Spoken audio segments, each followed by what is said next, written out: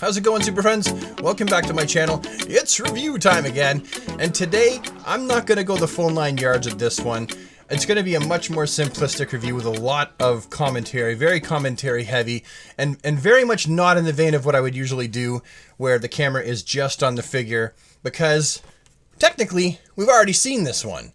So going the full 9 yards on a figure that I've actually already reviewed, because remember, this is just a version 2. It's a repaint from a blue and gray to a black and gray. I reviewed the blue and gray along with Deathstroke in a 2-figure combo video way back when it first came out. I believe that Batman was part of wave 1 of the DC Essentials, so it's going way back. So to give this guy the full 9 yards for a figure that we've already seen, there's nothing different about it except for the blue has been replaced with black and the yellow has been replaced with gold. So I'm just gonna do a quick review, open it up, give you my thoughts, and it's going to be more of a, like a rambling video with an unboxing. How's that? So here's the front of the box. We're looking at it. It's exactly like you would expect it to look.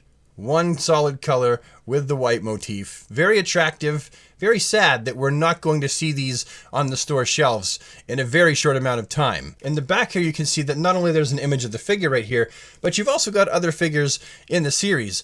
I was going to pick up the Nightwing for this series and just ended up deciding against it. Actually, funny story, all these figures were supposed to show up at my local comic book store, but because of CoFat39, that's what I'm calling it, because I got fat and I gained 39 pounds during COVID.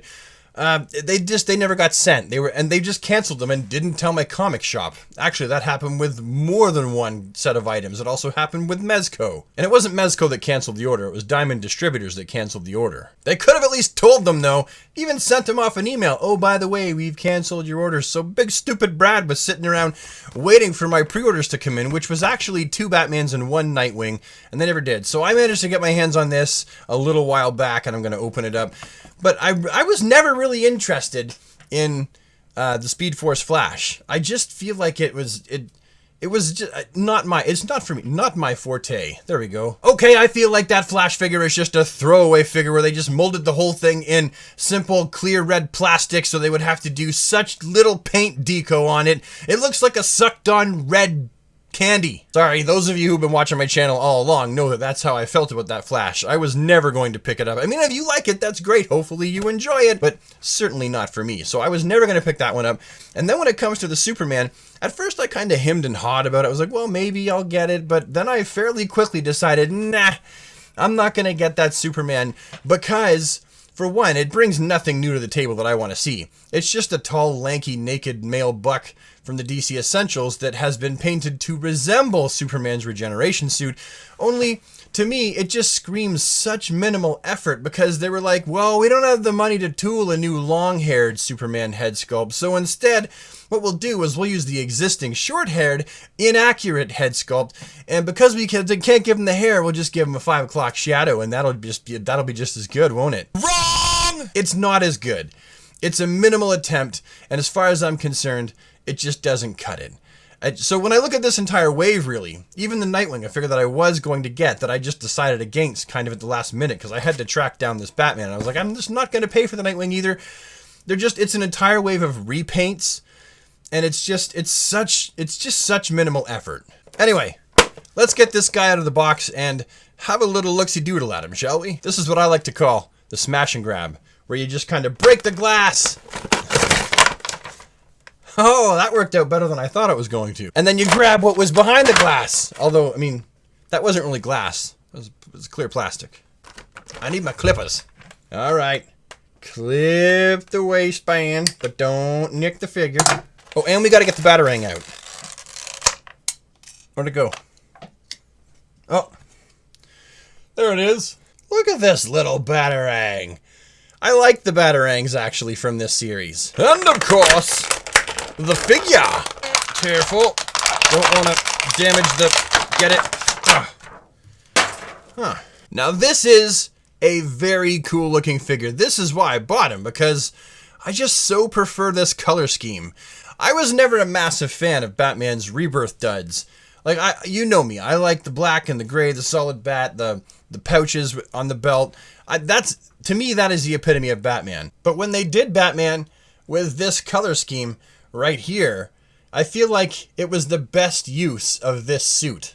And the face sculpt for this guy is actually very, very cool. It's the exact same as the previous one based on the exact same artwork. But I feel like with this figure, it just nails it better. The skin tone looks better. It's painted neater than my previous Batmans. And having the emblem outlined in gold along with the belt being gold, I just feel like it's a better look. If you're curious to know what I did with the original head sculpt, well, I popped it on this here Batman custom because I just feel like it looks better. I know it's going to have the articulation of a cardboard box, but I just put my figures on the shelf in general. I mean, once I'm finished putting my figures through the ringer for a video, they just go up on a shelf and collect dust. And that's all this guy needs to do. Collect dust. And you want to know how simple this review is going to be?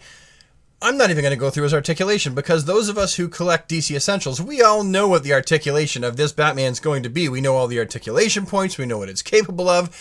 I'm not going to put this guy through the ringer and then loosen up all of his joints. I mean, there'll be some photos where I'll have posed him and they'll be put into the video, but I'm not going to be like, this is how you do this, and then make him all bend up and stuff like that, like he's trying to grab a post-it note that someone stuck to his back. It's just not needed. I told you this is going to be a simple review, but I like it. I think that this Batman's a pretty good figure. I don't think it's a fantastic figure. I think that it is pretty good. I would put it under the heading of pretty darn good figure. But I wouldn't call him fantastic. For someone like me, he's going to look great on the shelf, but the second I was to get into action figure photography, I know full well that the ankles and the knees and the groin, it's all going to get loose and wibbly. And then they're just falling over all over the place, and they don't have any holes in their feet, so you can't actually stick any figure stands underneath them. So dominoes on the shelf. But anyway, that's my story and I'm sticking to it. Hopefully you found this video to be some kind of an interesting, reasonable waste of time for your morning, afternoon, evening, whenever. Maybe you're sitting on the toilet. If you're watching this video from the crapper, type watching from the crapper. No, don't. Yeah, do it. And I will see you with the next one. In the meantime, you have yourself a super fantastic DC day wherever you are. Bye for now.